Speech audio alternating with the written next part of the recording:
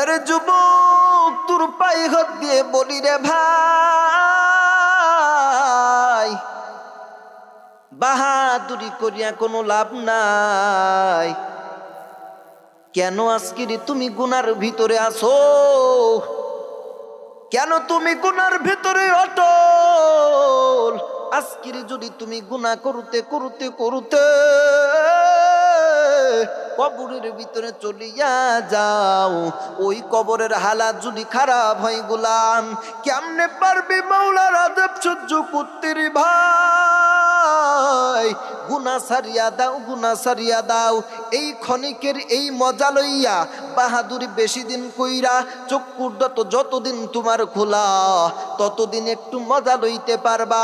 যেই দিন চক্ষু দুটা বন্ধ হয়ে যাবে রে, বাহাদুরি যতই করো না, তোমার আমার বাহাদুরি ঠিক